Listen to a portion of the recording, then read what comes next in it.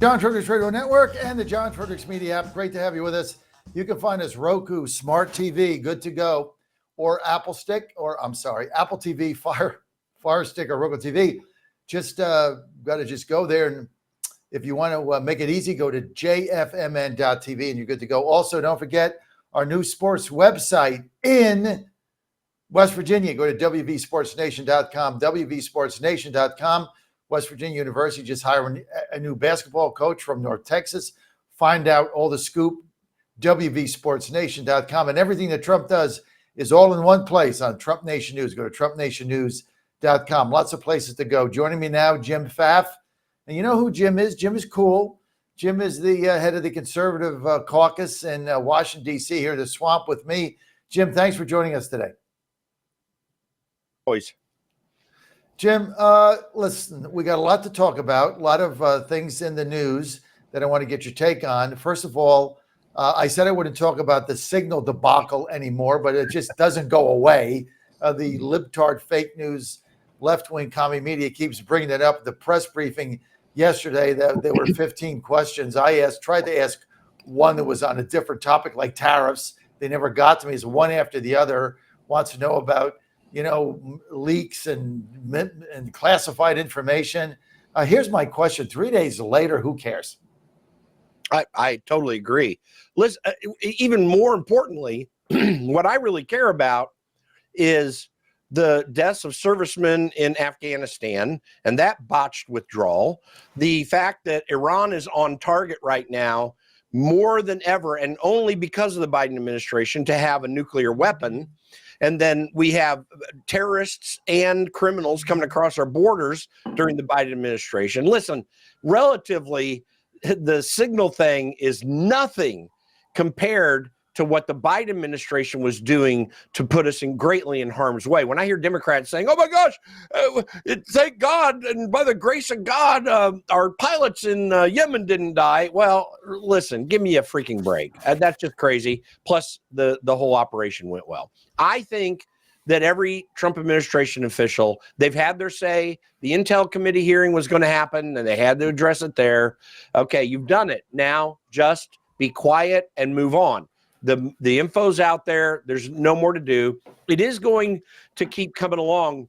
The mainstream media and Democrats want to bring it up as much as they can, and there'll be certain touch points in congressional hearings where they're going to bring it up again and try to make it an albatross across Donald Trump's neck. It's just not going to happen. Look, at the end of the day, we finally figured out what happened, right? Signal was an approved device that was loaded on their computers by the federal intel, by the government. So it's not like it was Hillary Clinton. They were purposely outside the system.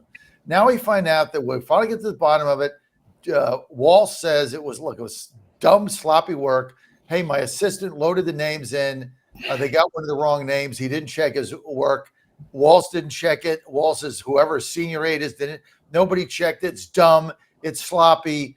And basically, if I had somebody do that on my staff, they would probably get fired, because that's your job, is to be sure that, check once, check twice, check three times, and then cut, right? Be sure that every name on there was accurate. I mean, this was supposed to be secure. So an aide screwed up, they should get fired, because that's the way the world works. If you screw up to that extent, there's got to be a consequence, and you find somebody else that can do cleaner work. Other than that, who cares? Yeah, exactly. No, trust me, this whole incident was a snafu. There's no doubt about it. But it's just Democrats are groping in the air for anything that they might even a little bit be able to grasp onto. This one, it wasn't very strong, because it's kind of like grabbing that pole and then it breaks on you suddenly. I think it's going to go away. And again, it's going to nag a little bit, but it'll just look like Democrats, groping at straws, grasping at the wind. It's just, I don't think it's that big a deal. Jim, let's get to I'm going to be spending the next hour and a half on this, because it's not to be blown over. In Pennsylvania, we had a special election for a state Senate seat. This was a Trump plus 15 district. The state senator that was there got picked by Dave McCormick, senator, to run a statewide operation. Fine. That's why they picked him. They didn't want to lose a seat. Trump plus 15. They get a good candidate in there. We got a new Republican chairman. Senator Greg Rothman. I'm not in favor of elected officials running parties. I never have been. This is the result of it. But you lose a seat by 500 votes that Trump carried 4 months ago by 15. It was a 20-point swing. I get low turnout, but we got our ass kicked there. Why? Because we didn't treat it like a low turnout election. There is one thing that the Republican Party is crappy at. Some campaigns are good at it, but the party in general is crappy at. And that is that campaigning at the grassroots level, the turnout machine and the voter registration machine. Now, voter registration wasn't an issue here, but turnout was. When you have these low turnout elections, every bit of effort that you put into contacting people, making it possible to help them get to the polls, reminding them to cast their vote that came in the mail, which I want to get rid of mail voting, but we got it right now. All those things for what we call GOTV in the business, get out the vote. That's what you have to do well in these elections. Certainly, you're going to throw some ads up, and there are going to be little things like that. The other thing is you have to have a candidate in these low turnout elections who is someone that really zings with people. And that was not the case here either. So it was a short-sighted effort here. It's really a bad look on the Republican Party in Pennsylvania. And you just don't want these kinds of errors to happen. And that's particularly and specifically why. In 2024, we prioritized mail-in ballots, and I'm a big believer in mail-in ballots. I know you're not. We're never going to agree on it. I spent an inordinate amount of time getting people to vote by mail in Pennsylvania, and that's what I believe was really the key to Trump carrying the state pretty handily. We didn't do that this time. We kind of ignored it. We got trounced in mail-in ballots by the Democrats, which didn't happen in 24. So I guess my question is, was it incompetence? Was it a bad campaign? Was it the new Republican Party of Pennsylvania is a disaster with Greg Rothman in there? Was it a bad candidate? Or is there a backlash to what is going on in the first 4 months? Because I didn't see this coming. Well, in a low turnout election, when you see that many mail ballots from Democrats, sure, that's a backlash. But no, that is not the reason why. The reason why this was lost was entire incompetence.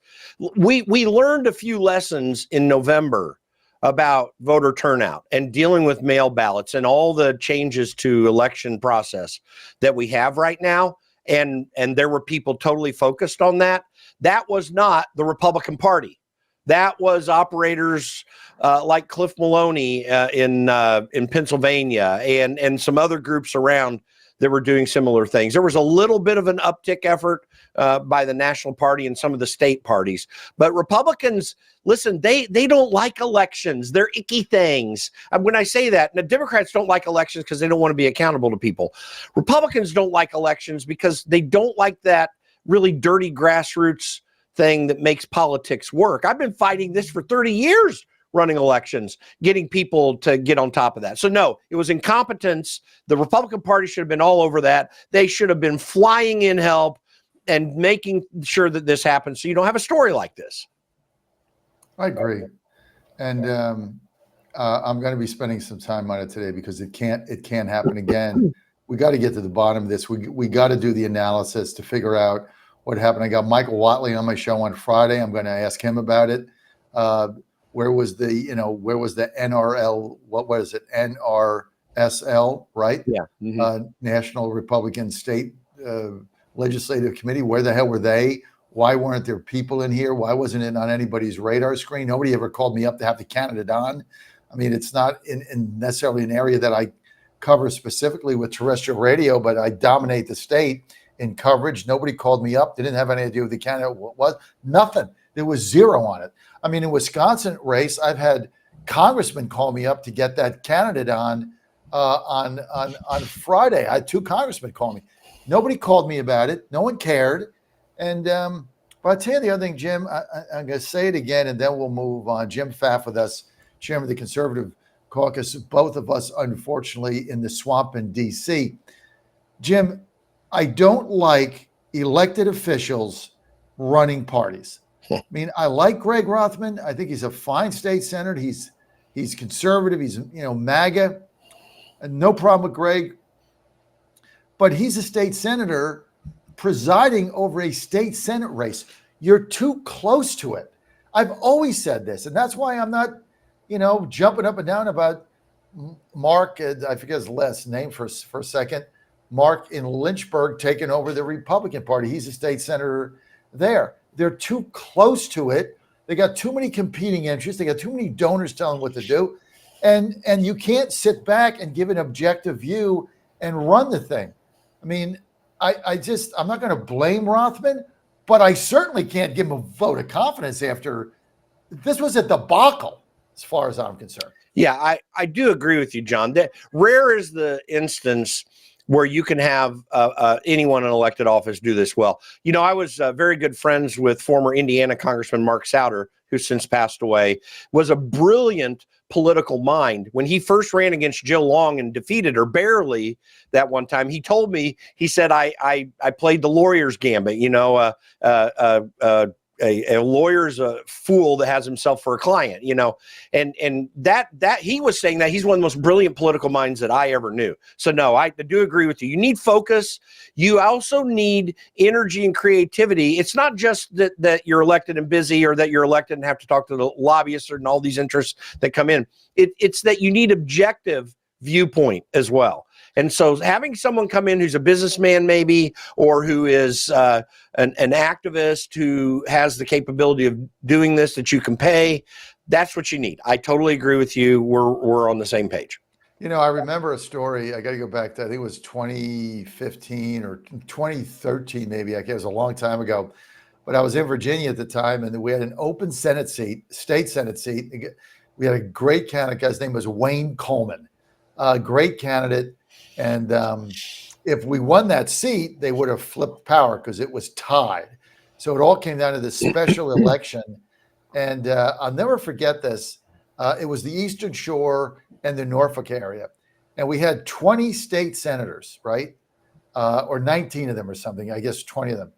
And all Republicans. And they all gathered that day at the one of the hotels, the big hotels in Richmond. They had their war room there, and they all gathered there for a cocktail party, to watch the results come in. There was a Jefferson Hotel. And I remember they, going there and seeing what was going on. And I said to myself, you got 20 guys here. Why aren't you on the Eastern Shore all friggin' day knocking on doors, getting out low propensity Republican voters? Like, why are you here having cocktails at the Jefferson? Why don't you go do something? He ended up losing by 20 votes. Oh, my. 20 votes. My. And he got 20 state senators sitting there, hobnobbing, having, scotch and sodas when they could have been out knocking on doors. That's the problem with, they don't want to get their hands dirty. They turn it over to somebody else. And I think that's the problem with having elected officials running a state party. I think it's a disaster. The guy that should have been the chairman is Ted Christian, who I backed, and they muscled him out of the race. It's absolutely crazy. Listen, it's even worse at the federal level with the RNC and even the NRCC as well. You get these people who want to make sure that you get the television vendor in to sell the ads, but they forget the main thing, which is winning on the ground. You just named 20 senators. He lost by 20 votes. I mean, if each of those guys had just gotten 3 votes, they wouldn't have even had to spend a lot of time. One vote. Less time they doing go that, one vote down. 1 vote each. They win. It's less time to drive down to Norfolk from Richmond than it is to knock the doors that they would need to knock to get that to happen. Listen, I understand being an elected official actually can be a crazy thing when you're running your first election to try to win, but the turnover is very low in legislative bodies, and you get lazy. I've seen it over and over again in Congress. I've seen it in state capitals regularly. It's just really frustrating. But Republicans are particularly bad at this. They really do like the cocktail parties, it seems sometimes. They really do sit on their hands quite often. They don't listen, I have had to fight some really big efforts to win elections through my last 30 years. It is so hard. You're away from home. You got to work late to do it in those final months leading into it. I know it's a pain in the neck, but that's the only way we keep our republic, is good people doing that. The other problem, like you mentioned too, by the way, is you get these party officials, and there are good people who want to come and serve and do things well, and they kick them out because they don't like them for some reason. They like somebody down the road. And I don't know precisely that that's what happened in Pennsylvania, but I suspect that was a big part of it.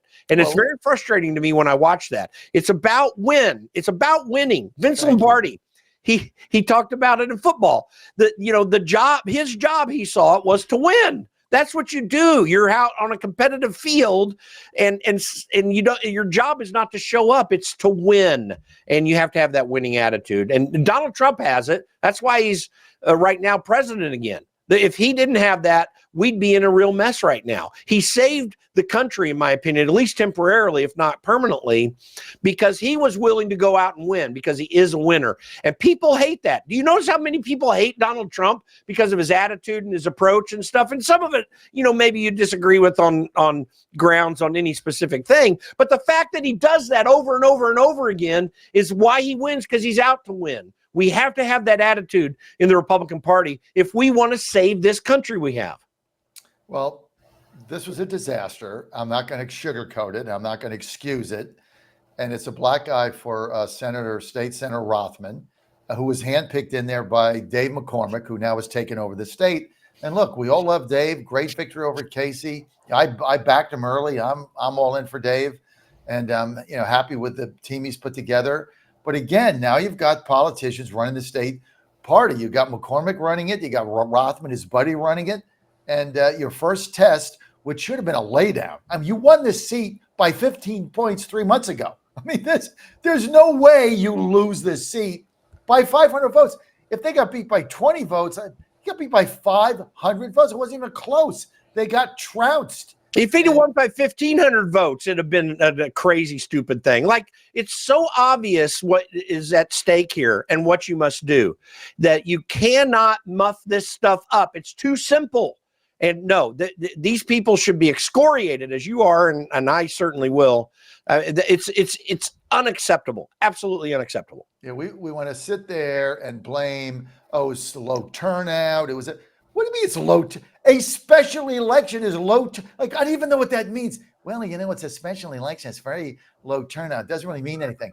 Well, then turn your people out then. If it's low turnout, your job is to win elections. Turn your people out. Where was the money for that? Where were the mail-in ballots money? Where was the money? It was like they took it for granted. They didn't do the work, right? They didn't understand what was going on. They didn't understand that Democrats are really pissed off right now. They got nowhere to go, but in these specials, they're going to show up. We didn't put the apparatus in place in order to combat that. And that's on us, or not. When I say us, it's on the Republicans. And but the problem is nobody wants to be accountable. They don't want to blame it on, it was a low turnout election.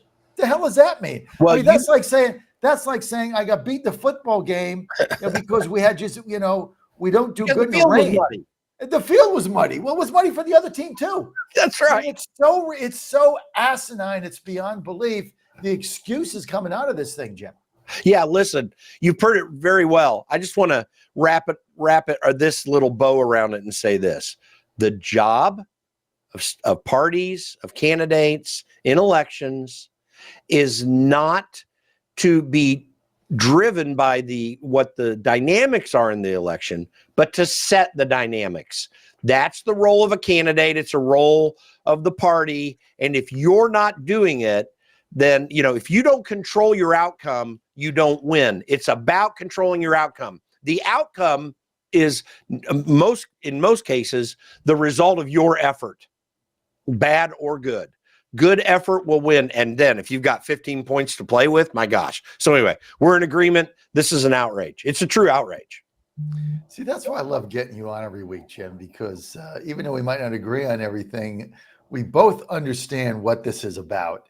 And great segment. Jim Pfaff with us, chairman of the Conservative Caucus, both of us stuck here in Swampland, USA. And I don't know, the fact, I didn't this was not even on my radar screen. This is what is amazing to me. It wasn't even on my radar screen. Yeah. No one even reached out and said, hey, let's get you some coverage here. Let's get this guy on your show. Let's give him some media experience. Nothing. It's like they took it for granted and they got their ass handed to them. And now it's a black guy for the president and the movement. And it was mismanaged and incompetence, just like the aide not putting the right name in the signal and not checking it 3 times. Just incompetence. Yeah. When you're fighting to save the country, you can't be incompetent.